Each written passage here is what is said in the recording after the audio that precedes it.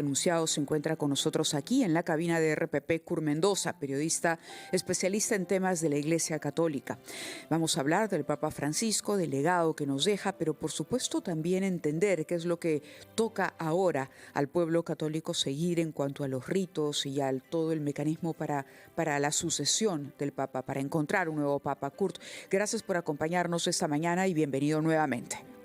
Mávila, don Fernando, muy buenos días. Muchas gracias por esta invitación en un día particularmente especial, que es pues la partida del Papa Francisco, su Pascua personal después de vivir las Pascuas de Resurrección el día de ayer, ¿no? Creo que no terminamos aún de celebrar la resurrección de Cristo y nos encontramos con la muerte de Francisco. Definitivamente hoy es un día histórico porque es el fin de una era, ¿no? Es el fin de la era de Francisco.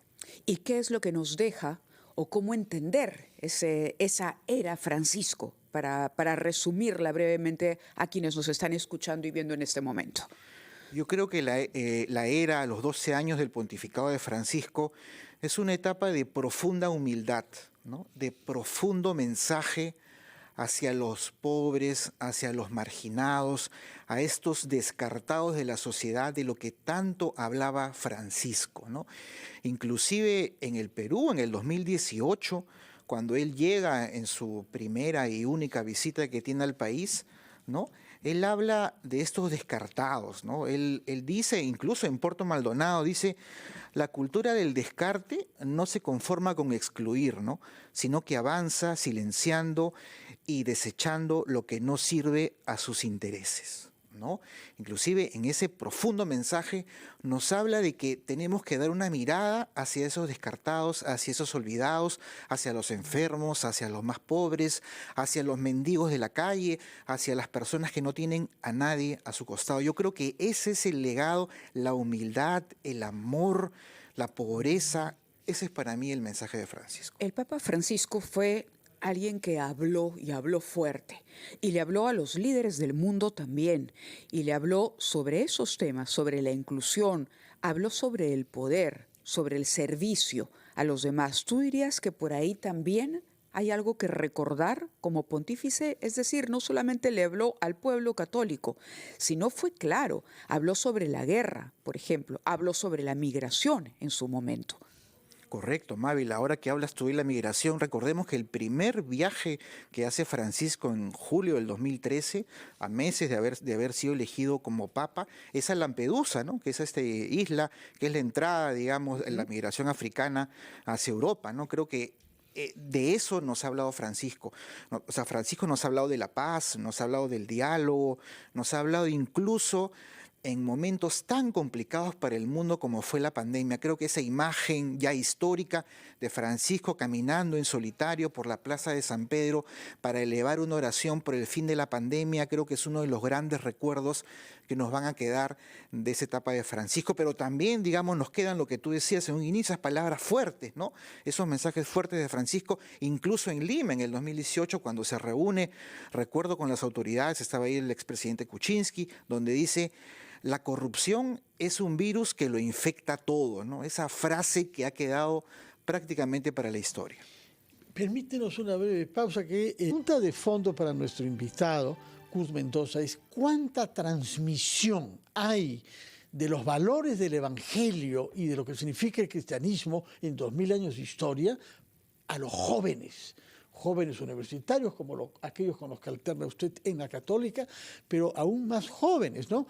Justamente se mencionaba que el domingo próximo iba a ser canonizado un niño de 15 años, muerto hace 12 años, y conocido como el santo del Internet, porque muy precursoramente y a muy joven edad, él que era muy hábil con las computadoras, tenía programas sobre el Evangelio y sobre Cristo. Y resulta que ese hombre de 15 años se había canonizado el domingo próximo. Se ha reprogramado eso porque el domingo próximo serán las exequias del Papa. Pero dinos una palabra, por favor, Kurt Mendoza, sobre la transmisión del cristianismo a los jóvenes de hoy.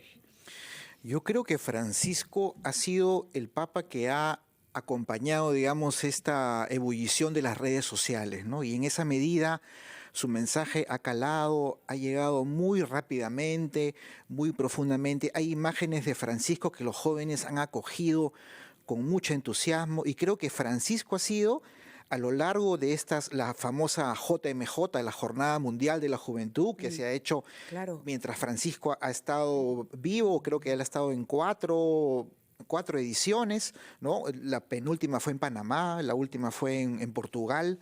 Eh, Ahí hemos visto el fervor de la juventud. Ahora, lo que decía don Fernando, lo que queda hacia adelante creo que es una tarea de toda la iglesia, obispos, religiosas, religiosos, sacerdotes, laicos, adultos, de hacer ese puente entre lo que Francisco decía y cómo se transmite eso a las nuevas generaciones, ¿no? Porque hay un mensaje de amor, de cercanía, de preocupación por los pobres, que los jóvenes, y sobre todo del cuidado del medio ambiente, que son mensajes que los jóvenes acogen muy Eso bien. te iba a decir, pero además Francisco enfrentó problemas serios en la Iglesia Católica y hay un tema que no podemos dejar de lado. Le puso cara a la problemática de los abusos sexuales, por ejemplo, que era un tema que había permanecido ahí, ¿no? En silencio, no tocado de la manera tan frontal como le tocó a él, con las consecuencias que hemos conocido todos en los últimos años, además de las decisiones que tomó y que se tomaron, ¿no? Desde la jerarquía de la Iglesia Católica.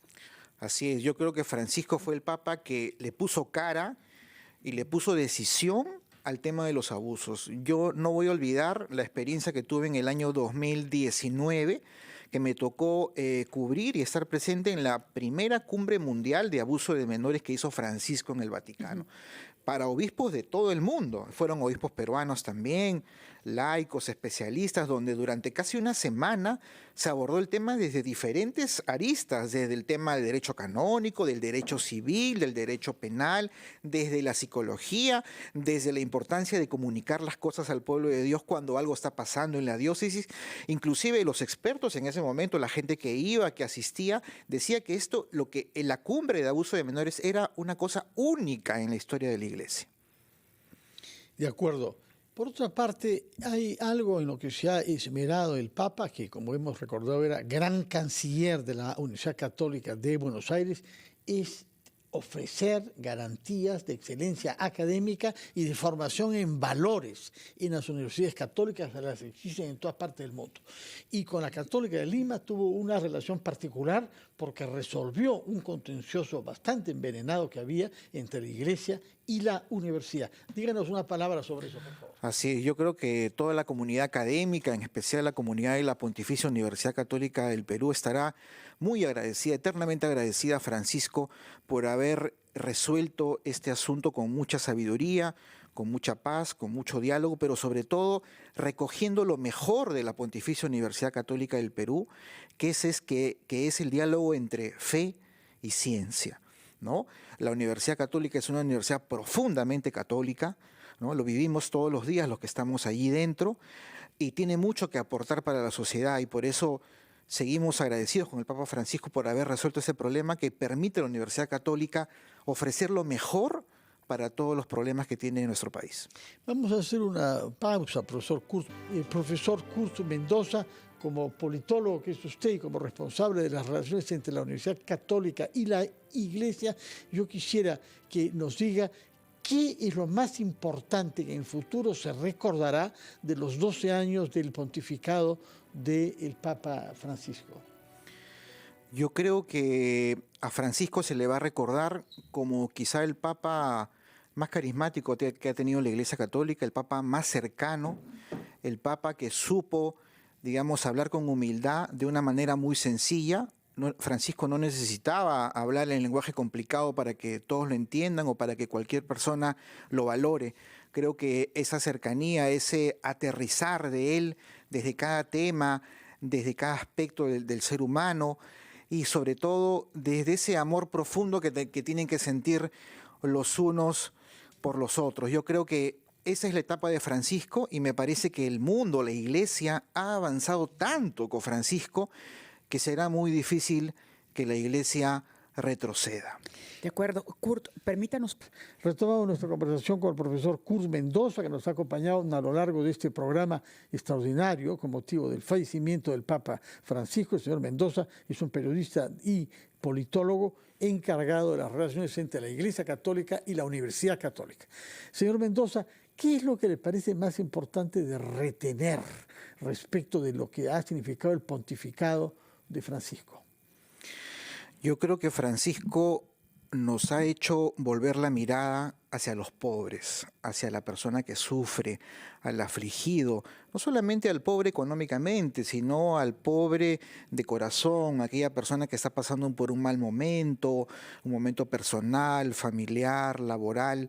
Yo creo que Francisco es aquel padre, aquel sacerdote, aquel papa que nos ha ayudado un poco a voltear la mirada y a darnos cuenta que ese prójimo que sufre existe, ¿no? Existe, está presente, tenemos que ir al rescate con el mensaje, con las ideas, pero también con la ayuda concreta, ¿no? El Papa Francisco ha sido una persona que no solamente ha hablado, sino que ha ayudado de manera muy, muy concreta. Ha enviado ayuda a Ucrania, cuando hubo la pandemia mandó respiradores artificiales inclusive a países cercanos, Ecuador, aquí también, a Perú.